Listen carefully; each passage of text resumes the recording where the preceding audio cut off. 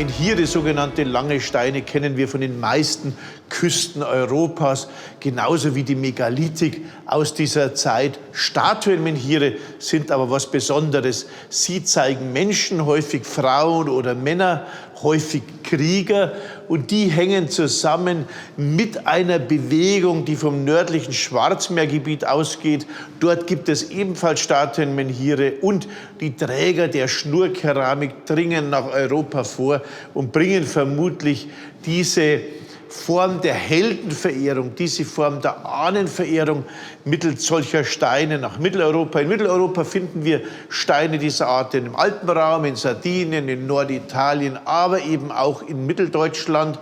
Und wenn wir diese Steine genau betrachten, dann sehen wir auch morphologische Ähnlichkeiten mit solchen Memorialstelen im nördlichen Schwarzmeergebiet. Und ein gutes Beispiel ist hier auch der Menhir von Seehausen, ein großer, weit mehr als 3 Meter hoher Menhir, der eine Axt zeigt, ein rundes Gesicht oder eine Sonne und einen Gürtel oder einen Phallus.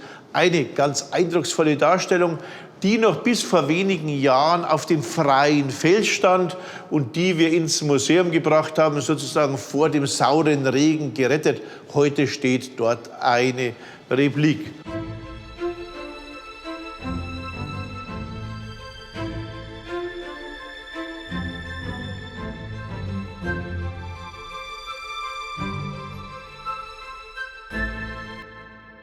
Das Museum Halberstadt verfügt über einen herausragenden Schatz, den sogenannten Statuenmenhir von Dingelstädt. Dieser Menhir von Dingelstädt lässt sich direkt mit anderen Statuenmenhiren, etwa im Val Camonica oder sogar in der südrussischen Steppe, verbinden.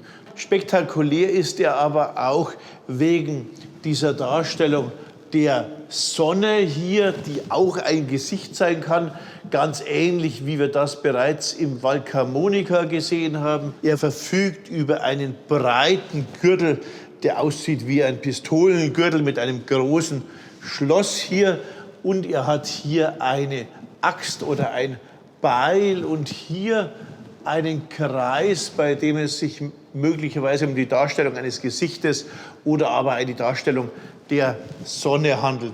Dieser Menhir datiert in die Schnurkeramik, also in die Zeit zwischen 2800 und 2300 vor Christus. Er wurde aber als Abdeckung eines frühbronzezeitlichen Grabes gefunden. Die Frühbronzezeit, Aunititzer Kultur, das ist die Zeit, der die Himmelsscheibe von Nebra angehört. Und er wurde vermutlich deshalb als Abdeckung benutzt, weil man sich auf diese heroischen Ahnen bezog. Man wusste nicht mehr, wen dieser Menhir darstellt, und das Konzept hatte sich auch geändert. Nicht mehr einzelne Helden, jeder Krieger war ein Held, sondern die Krieger waren zu Soldaten geworden. Es gab nur noch einen Helden, nämlich den Fürsten, der auch die Himmelsscheibe von Nebra besaß.